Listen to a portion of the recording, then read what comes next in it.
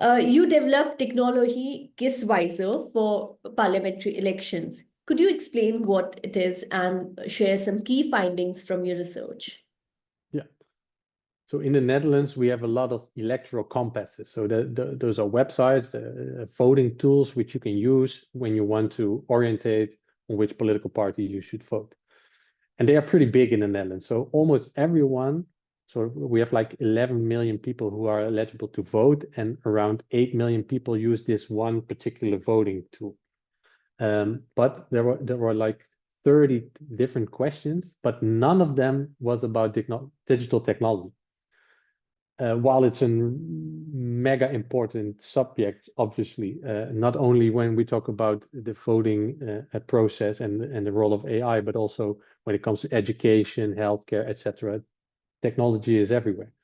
So if you want to look what party you should vote for, people have no idea what political parties think about digital technology. So about privacy, about fake news, about generative AI, about AI in education, about the power of big tech. So I decided to create our own voting tool. It's called the Technology Kieswijzer. So it's a technology voting compass. And you got 18 different questions. And instead of a binary setup, so normally it's like agree or disagree, we gave 5 possible solutions which you could choose from.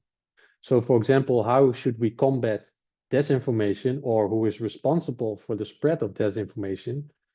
We should do more to address disinformation, agree or disagree. Yeah, well, everyone agrees, but the question is not if you want to address it, but how you should address it. And then when you look at the results, it's interesting to see that people are more nuanced in their answer solutions when they have more options. So when you have a binary question, people are leaning towards no or disagree. But when you have more options, people are more or less open to alternatives. So that was an interesting thing. And the other thing is that I got a lot of emails of people who are disappointed after they used the tool because they said, that's the wrong political party that came out of the tool. I normally vote for a right party, and now a left party should be my preference. This thing is wrong. It's not working. And I was like, yeah, but political parties gave their answers themselves. I mean, I didn't choose for them. But I think this shows that digital technology or digitalization is still in its early stage. So a lot of political parties don't really have like this constructive vision on new technology. So it is pretty much possible that some party is against facial recognition, but at the same time want to push technology in education. So it's not consistent.